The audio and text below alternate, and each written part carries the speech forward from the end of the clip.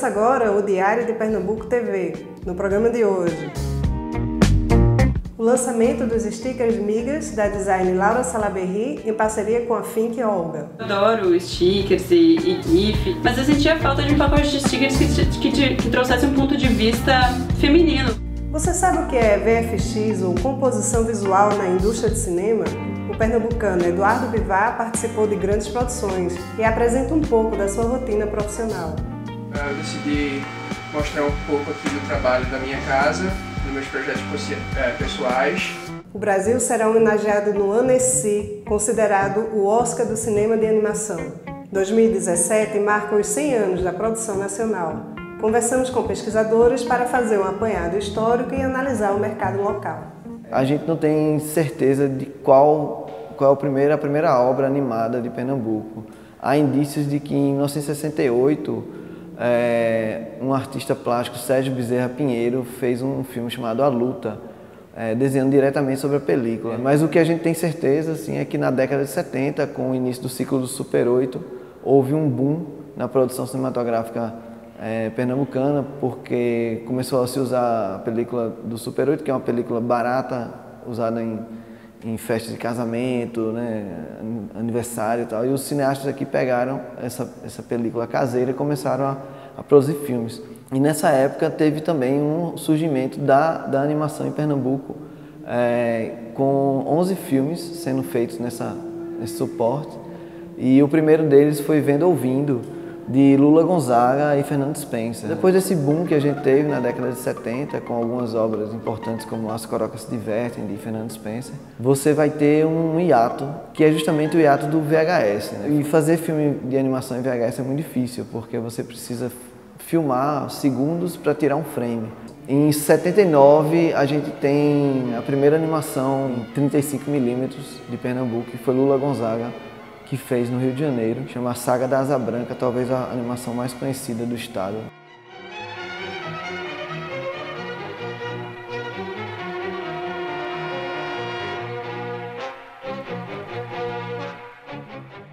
No final da década de 90, Lula forma uma quantidade grande de animadores. Assim. Foi uma geração nova que surgiu, e aí você vai ter Rafael Barradas, André Rodrigues, Felipe Soares, enfim, entre outros, que surgiram nessa época e começaram a trabalhar com animação, já em uma outra realidade, que era a realidade do computador, que você já tinha scanner, você já tinha programas de computador. Então, já facilitava muito o processo. Você também tem um aumento aqui de demanda. Por exemplo, a Água Marinha era uma empresa que fazia animação para educação à distância. E aí você já tem uma empresa que contrata profissionais e tal. E forma a Quadra Quadro, que é a primeira empresa de animação, especializada em animação em Pernambuco. Né? E eles fizeram várias campanhas, a Turma do Fonfon, por exemplo, o Detran ficou bem famoso, foi deles. Com o digital você já tem não só a questão de acesso a materiais, né, a equipamento, mas também a know-how, ao conhecimento. Então você tem tutoriais, sites de internet que ensinam a animar e tal. Na década de 2000 você já tem um boom enorme. Mais de 100 animações são feitas só nessa década. E você também tem outra questão que é a formação. Você vai ter o surgimento de festivais, né, que trazem workshops. Durante praticamente toda a década de 2000 e o início da década de 2010, né, a gente tem um tipo de animação bem autoral, uma coisa muito voltado por curta-metragem, animações experimentais. E aí você não tem assim um mercado, né? Esse mercado, ou uma tentativa de mercado, só está surgindo agora. Basicamente, a partir de 2013, é que você vai ter, com o lançamento do Mundo Bita, que é uma série de animação feita pela Mr. Plot, e que passa no Discovery Kids, passa tem no Netflix. Então, assim, o que você tem é um surgimento de um mercado que está se tornando forte. Né?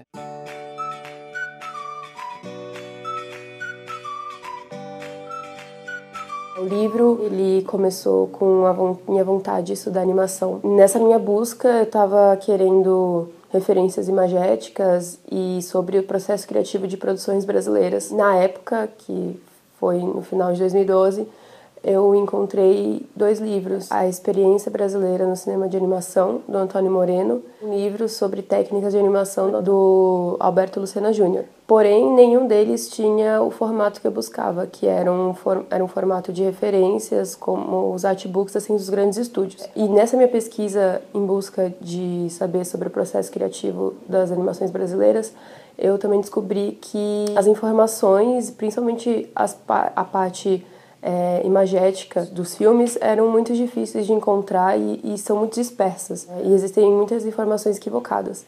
Então, eu decidi fazer um livro que eu estava buscando. A pesquisa ela se iniciou como uma forma de linha do tempo mesmo. Então, eu comecei datando produções desde o início, que foram o início da animação no Brasil, que foram as Charles animadas, até a indicação do Menino Mundo ao Oscar. É um recorte desses 100 anos, não dá para englobar toda a animação ou todos os animadores. Então, o objetivo desse livro, na verdade, é fazer um compilado de várias produções nacionais e mostrar que existe sim mercado aqui no Brasil, que existe uma trajetória que não é pouca. Esse ano a gente está completando 100 anos de animação no Brasil, né? Que a primeira animação foi o Kaiser, em 1917. Mas agora a gente vê um crescimento muito forte, principalmente pela questão da produção de séries para a TV, né? Você tem uma demanda aí através da lei da TV paga, que exige que uma porcentagem da grade das TVs pagas seja brasileira. Então você tem uma demanda grande através dessa lei. E aí você vê produtoras que antes estavam no máximo fazendo publicidade e tal, curta-metragem. Você vê as produtoras crescendo muito no Brasil inteiro, né? A gente já produz bastante longa-metragem no país, mas a gente tem uma deficiência, por exemplo, de escoamento desses longa-metragens. O pessoal prefere ir ver a Pixar, ver o filme da DreamWorks, do que ir ver uma animação nacional. Até porque, às vezes, estreia em poucas salas, porque não tem uma divulgação tão grande e tal. Mas a gente tem um reconhecimento, principalmente um reconhecimento internacional. Então você vê o Menino e o Mundo concorrendo ao Oscar de melhor animação, né, que é um fato assim, inédito e um marco para a animação brasileira. Eu entrevisto 5 diretores de áreas e técnicas diferentes, que são o Marcos Magalhães, que teve toda a experiência dele com o National Film Board e o cinema experimental com Norma McLaren, difundiu a animação aqui no Brasil e também fundou a Animamundi. Entrevisto o Kiko Missorigo, que fundou a TV Pinguim, que é uma das pioneiras em séries animadas para a TV. Entrevisto também o Paulo Conte, que fez o primeiro longa de stop motion brasileiro. Ele trouxe a produção dos bonecos para o Brasil, então toda a confecção de bonecos foram feitas em solo brasileiro. Entrevisto também a Rosana Urbis, que teve, além de ter tido a experiência lá fora com grandes produções na Disney, ela mesmo assim voltou para o Brasil e ajudou o mercado de comerciais crescerem aqui e também fez Guida e ganhou o prêmio de melhor curta em Annecy, foi a primeira mulher brasileira a ganhar. E o Ale Abreu, que também vem do cinema autoral, passou por várias técnicas até chegar no seu último filme, último longa, que é O Menino e o Mundo, e foi indicado ao Oscar. Talvez o festival mais importante de todos da animação mundial seja o Festival Annecy, na França, né? E o Brasil ganhou 3 anos consecutivos esse festival. Ganhou 2 anos com longa-metragens, né? E o ano passado com curta-metragem. Por causa desses 100 anos e também por esse crescimento e essa visualização maior que a gente está tendo fora, o Annecy está homenageando a produção brasileira de animação. Eu digo que é o Oscar da animação, né? Ele não tem o glamour do Oscar. É como se fosse, pronto, agora o Brasil tem uma produção adulta. A gente deixou de engatinhar e está começando a dar os primeiros passos, assim. Eu acho que é mais ou menos essa analogia que eu faço quando eu vejo o Annecy reconhecer com prêmios e com essa homenagem à animação brasileira. A Think Olga, ONG dedicada ao empoderamento feminino, e a designer Laura Salaberry lançaram semana passada os stickers Migas, com o objetivo de falar ainda mais sobre feminismo na internet. A ideia ideia do pacote de stickers migas começou de uma necessidade minha de encontrar um pacote de stickers perfeito que conseguisse traduzir todos os sentimentos que eu queria. Eu adoro stickers e GIF, mas eu sentia falta de um pacote de stickers que trouxesse um ponto de vista feminino, com reações bem-humoradas e com reações que eu queria usar na minha troca de mensagem, que tivessem mulheres como pra expressar as reações que eu tava querendo usar. E aí, no começo desse ano, quando teve a Marcha das Mulheres pelo mundo todo, eu fiz um GIF que eram várias mulheres marchando de várias etnias diferentes. Teve bastante views, e então eu percebi que, tipo, era uma coisa que não era só uma necessidade minha, né? Que outras pessoas também estavam à procura de imagens que pudessem traduzir sentimentos sobre feminismo. Já dizia a filósofa Simone de Beauvoir, ninguém nasce mulher, torna-se mulher. Logo no começo eu percebi que a minha visão sobre feminismo era bem limitada. Ela era baseada na minha experiência como mulher. Eu sei que cada pessoa tem uma história diferente, tem muitas mulheres que tiveram uma história diferente, e eu queria trazer uma visão mais plural possível para esse pacote de stickers. E aí então foi quando eu pensei que eu precisava de ajuda para tentar ter uma visão mais ampla sobre o feminismo. A primeira coisa que me veio na cabeça foi chamar as meninas da Think Olga para fazer esse pacote de stickers comigo. A gente começou esse projeto em janeiro e ele saiu só agora em julho, então bastante coisa aconteceu sobre o feminismo nesses 6 meses, e a gente tentou incorporar essas mudanças no feminismo e coisas relevantes para deixar o pacote de stickers bem atual. É bem comum a linguagem da internet trazer bastante sarcasmo ou bullying, né? E a gente queria justamente o contrário, a gente queria que esses stickers trouxessem uma mensagem positiva e que, tipo, incentivassem as pessoas a usar. E eu acho incrível, porque cada vez mais a gente tá se expressando com imagens e tá usando vídeos ou imagens, e eu acho muito importante a gente ter também um pacote ter um arquivo de imagens sobre o feminismo e que as pessoas conseguem usar, né, pra se expressar. Várias mulheres me inspiram bastante no meu trabalho. A Ju Faria definitivamente é uma grande inspiração pra mim. Eu tinha sentimentos dentro de mim e coisas que eu acreditava que eu ainda não tinha conseguido nem entender ou verbalizar ou ter uma forma para esses sentimentos. E quando ela criou o Think Olga, eu me lembro que foi uma revelação, assim, tem uma pessoa que conseguiu expressar exatamente o que eu sentia sobre questões de gênero e feminismo de uma forma madura, contemporânea e relevante para agora. Tem várias ilustradoras que eu adoro. A Gabrielle Bell é uma quadrinista americana e ela escreve diários. Também tem uma ilustradora mexicana que chama Rachel Levitt, ou Raquel Levitt. As interpretações dela sobre o feminismo são mais poéticas, assim, metafóricas, eu acho muito bom. Tem também a ilustradora Libby Vanderplug. Ela fez um GIF que pra mim, que foi incrível quando eu vi esse GIF. Foi a partir desse GIF que eu comecei a pensar em como eu poderia me expressar, falar sobre feminismo em GIF, porque eu consegui, naquele GIF que ela fez, ela conseguiu expressar tanta coisa sobre empoderamento feminino. Assim, em 5 segundos ela conseguiu trazer toda uma história sobre luta de mulheres no mundo. Para fazer GIF, tem esse timing de que tem que ser uma ação só e ela tem que ter um começo e fim, mas ao mesmo tempo o fim dela já tem que preparar para o começo da próxima. É uma animação quadro a quadro, né, frame by frame, então era desenhar cada passinho, cada reação e cada framezinho das animações e aí tocar em loop para formar o GIF, né. A minha carreira começou como ilustração. No trabalho das 9 às 5, nem sempre a gente consegue criar coisas que consigam refletir, coisas que sejam importantes pra gente. Eu tinha necessidade de criar um projeto que realmente fosse importante pra mim, que eu pudesse usar as minhas habilidades como ilustradora e animadora. E aí eu juntei o útil ao agradável. A minha esperança é de que fosse importante pra outras pessoas também. Blade Runner, Mulher Maravilha, A Múmia. Estes são alguns dos trabalhos em que o pernambucano Eduardo Bivar participou como compositor visual. Atualmente morando em Vancouver e em plena produção, Eduardo fala da carreira e mostra um pouco da sua rotina.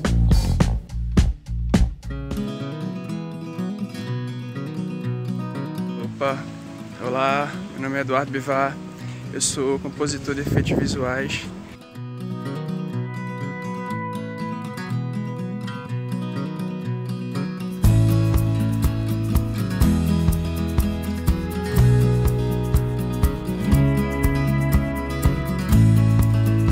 Estou morando aqui em Vancouver agora, trabalhando na indústria e geralmente, agora é verão aqui, né? Então todo mundo aproveita para andar, fazer tudo a pé. Quando eu estava no Brasil, comecei a pesquisar o melhor lugar, né, para estudar efeitos visuais, e Vancouver tinha essa escola chamada Lost Boys e ela tinha no momento 98% de todos os seus alunos eram contratados imediatamente. É uma escola muito boa, focada, e ela se desenvolve em um projeto, né? E os estúdios gostam muito disso. Foram 10 meses de curso e aprendizado intensivo e mais 2 meses que foi um estágio, né? Como se fosse um estágio prático. Então foi assim que eu comecei, né? Que eu botei meu pé na indústria de efeitos visuais aqui em Vancouver. E foi assim que começou na Double Negative, que é uma empresa inglesa, tem uma filial aqui em Vancouver e bem conhecidas mais conhecida pelos Oscars que ganhou em Interstellar. We must confront the reality of interstellar travel. Murph, I love you. E mais recentemente em Ex Machina. Quando eu comecei lá, estava meio prático e Mulher Maravilha já estava encaminhado, né? Já estava bem adiantado. She's my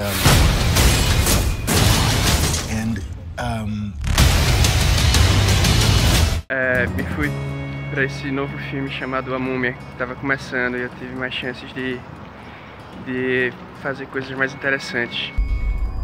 Welcome to a new world of gods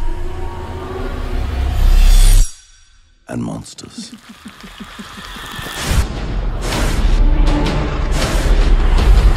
Em seguida, eu fui para um filme chamado Annihilation, que é baseado numa novela de Jeff Vandermeer. O que eu fazia basicamente chama-se preparação de plate, prep.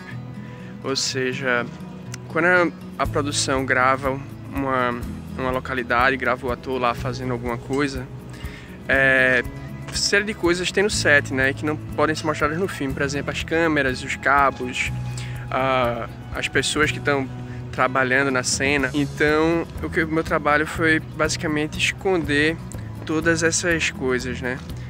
Deixar um clean plate, deixar a imagem limpa. Então, eu fui trabalhando nesses filmes que surgiu a oportunidade de trabalhar em outros, né? Inclusive o Blade Runner, que eu tenho uma ligação pessoal muito grande. É um filme realmente que me marcou.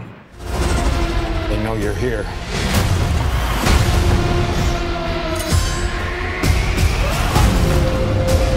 Chegamos aqui em Gastown, no centro da cidade, onde está localizada a maioria dos estúdios, e é assim que começa o meu dia.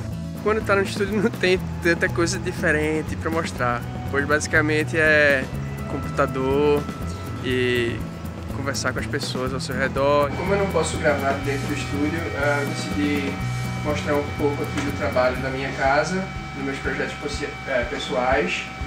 E esse é o software que eu uso, é o Nuke.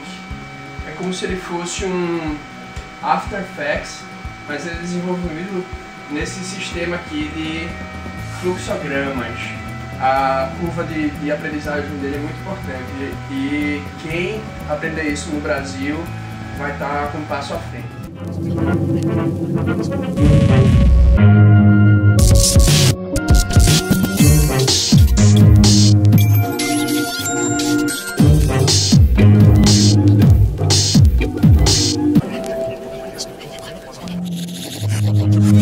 Então, é assim que termina nosso dia aqui. Estamos na English Bay, que é como termina as tardes de vários canadenses também. São 9 horas agora da noite, ainda tá claro. O sol está se pondo ali nas montanhas. E Espero que tenha dado uma boa ideia do que eu faço e do que como eu cheguei até aqui, e que seja inspirador para as pessoas aí que buscam trabalho e conhecimento nessa área.